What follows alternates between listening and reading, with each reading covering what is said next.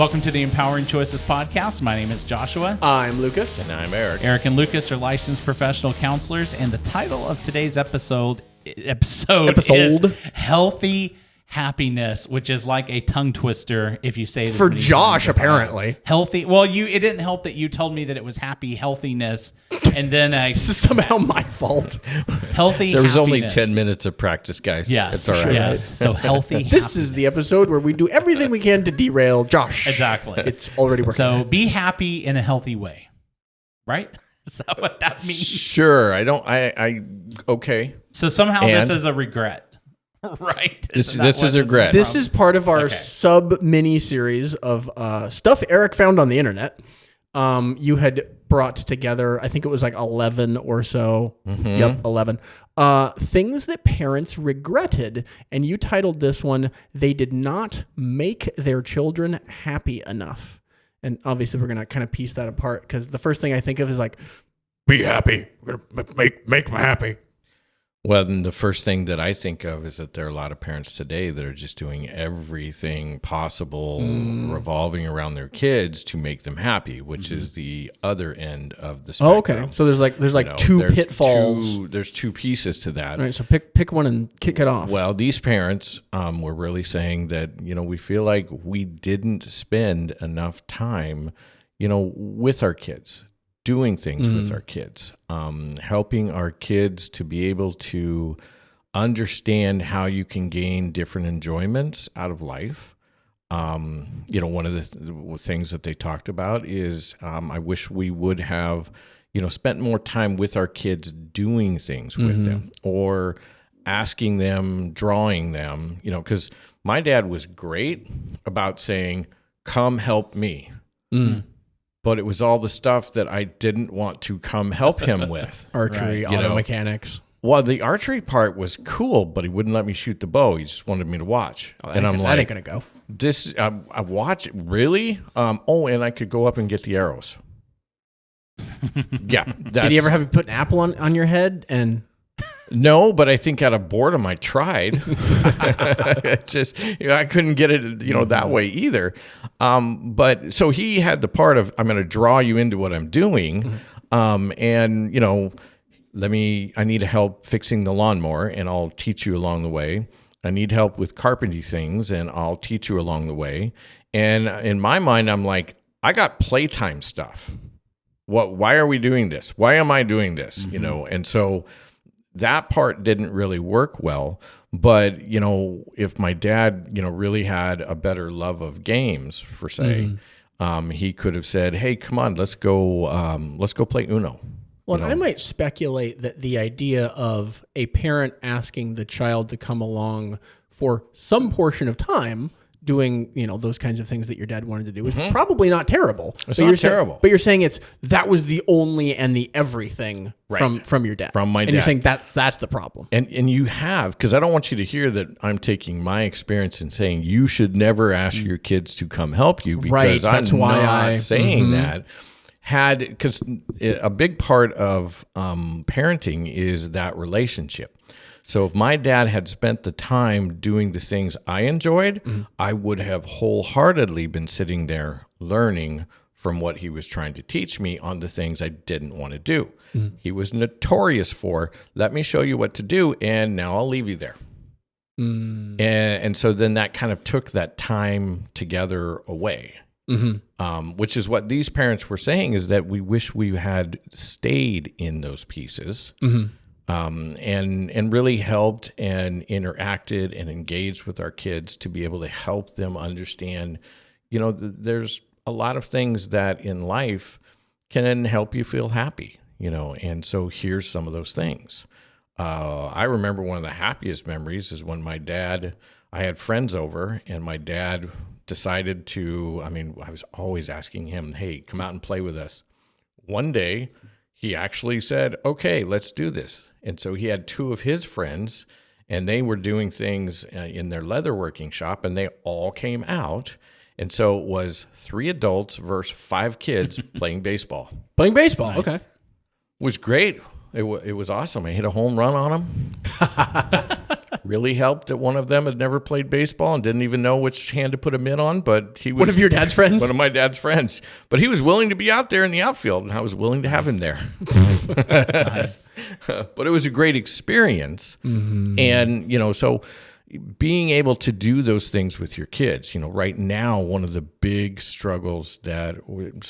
barriers that we have, in the family is the onslaught of electronics.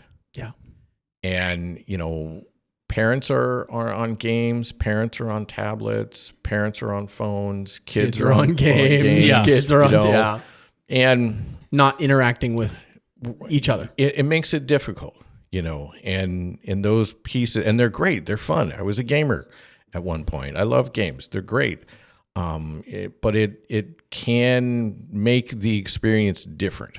But you're unlikely to look back at your life and look at your level 99 World of Warcraft character and find as much satisfaction as that, as in I played a baseball game with my kid and we were idiots and he hit a home run and it went over my head. And it was a lot of fun. When I was teaching my son how to play catch, I have fond memories of that, and he can catch a ball. And he can catch a ball. He may not have fond memories of it, but I can't speak for him, but I'm going to say he probably, because he was always asking, can we go back out? Well, okay. Well, and that was the thing at that time, trying to help him, and he has Asperger's, and helping him learn how to catch, I had to find something that would really interest him. Because fine motor skills are probably not his forte. They're not his forte, neither is why am I playing catch? Why would I do that? Not his interest. Yeah, not his interest. Nerf came out with a certain type of a football, and you wear glasses. They're not glasses, but they look kind of like glasses, and they have either a red light or a green light, and the red light, green light reflects off of the ball. Okay. And so you can see it spinning all the better. And it's fun, and especially in the dark. I've not seen this product. Oh, I'll have to bring it in. You still have it?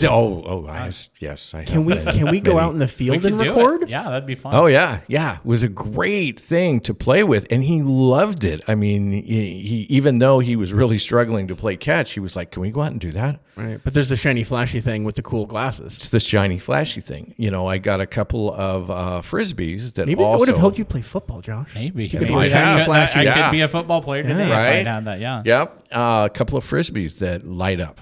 And so at night he would love to play frisbee because it lit up, so I had to learn what it was that would be the hook that would kind of pull him into that activity. And I had a blast, and I think he did too. And that's the thing that these parents are saying is we regret we didn't do those types of things. Yeah. And if I'm going to kind of lean into like a couple of the fundamental tools we frequently talk about is it's know your kid. Because you were like, okay, how's this going to work? And then spend time with your kid. And we're just kind of riffing on that again here. And I think one of the interesting things is sometimes you think, oh, well, I need to spend a lot of money or like come up with something grand or do something big. But like I'll give two examples of things. So one in my childhood, my grandmother lived in this kind of cool neighborhood where we lived. You couldn't really walk on the roads where my grandma lived. It was like this neat neighborhood. And so she would just take me out for walks. And like literally to this day, when I think about like some of my happy times at grandma's house, it was going for the walk. And sometimes I would walk. Sometimes I would have my bike and I would be doing circles around her, and like, come on, grandma, let's go. But like that brought me a lot of fun. One of the things today, I have all these things. We buy all these toys for my son. We have all kinds of stuff. But you know what he has come to love? When he was little, I would do like little puppet things on the ceiling. Shadow. And so now he's into frogs. So one night I just went, ribbit, and I would make it get just bigger and bigger. Or and a shadow. And then when it gets big, he goes, uh-oh. And then I go, ribbit. And so he has just been begging to, he'll go, play the frog game. Ribbit. Yeah. And it costs nothing. It's just the light bulb. Time. Yeah. It's the light bulb and it's the time, but it brings him so much joy and happiness. More so than all of the stuff Play-Doh, that you buy. Hot Wheel, all of that stuff. And so, sometimes you just have to be creative and just think of what are fun things I can do. Right. See, and that's a big piece of it is that the happiness is through the experience of the relationship. Time. And doing those different things. We like to make we like to compartmentalize here in the West, quality time over time. Mm-hmm. If you just don't get time, one without the other, right? And you're engaging with the person you're spending time with. Mm-hmm. It is quality time. It just depends on what's your relationship and how do you understand that that's something that is good with them. Some people who are introverts, being in that room, being at that table, and you're not saying much is actually quality time. Oh wow! So you have to get to know them. Yeah. I remember when I was in the classroom. I had a great big book of fairy tales, and at different times there would be time, and I would read fairy tales to the kids, and I had voices for all the characters. And Ricky Tikki Tabi was especially one. They'd be like, "We love those voices. We want to hear." Wait. Can we have Josh say that 5 times fast? Ricky Tikki Tikki. Yeah. There it is. There it is. Let's not title. Now, what's the title of this podcast? Anyway, Yeah. Right. And years later, when this one particular little girl was an adult, and I ran into her, one of the first things she said was, "I still remember the fairy tales you read and all the cool voices." And she's an adult woman with 3 little girls of her own. And so it's time invested into that moment. And these parents are saying, we wish we had taken more advantage of that time and how we wanted to invest it. I know for myself as a counselor, when I have different parents who are like, I have a sporting event I didn't know about at the same time as counseling. I'm sitting here going, sporting like event, a kid's like baseball counseling. thing. Yeah. Yes, my kid's in this event. What do I do? And I'm like going, so you're asking me what to do. And I'm like, I think you need sporting therapy. I think you need to go, if you really want to, which I think you do, or you wouldn't be asking, you need to go watch your kid. And that's great. And they're like, "Oh my gosh, thank you." And I'm like, they were somehow looking for permission, or I had a permission piece. I had a client recently ask, like, how many cancellations do I get before you're going to drop services? It's like, right. You're telling me you're sick, right? Yeah, I've been sick for don't worry about it. Yeah. Well, and that's, especially when I have families and they have, multiple kids and there's multiple, sporting events. And they're like, if I keep doing this, what's going to happen? I'm like, you're going to get to see your kids play a lot.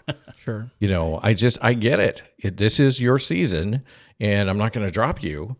What kind of, now I'm going to kind of go out on a limb. What kind of a counselor would I be if I'm like, no, you choose me? No, I am more important than your kids. Right. Yeah, you choose me. Over your children. Plan better. I'm like, really? That's not an understanding of life. So I just wanted to highlight one of the notes that you had said here, which I think is kind of a practical application of this. You just wrote a note that said, doing something once a day with your children can help them experience a lot of happiness. And so when you say once a day, are you talking about 3 hours? No. A day? No. I didn't think so. Yeah, exactly. You've known me long enough and well enough that once a day is an activity, and it could be 10 to 15 minutes of coloring at the kitchen table.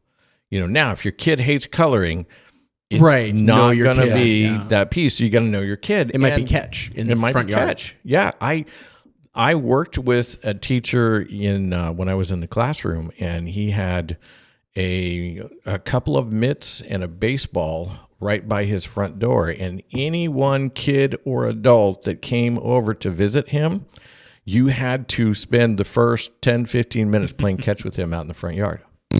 That was just... That was the thing. And he had both, I love this, I've enjoyed this is something I learned as a kid, and playing catch is relaxing and fun and wonderful.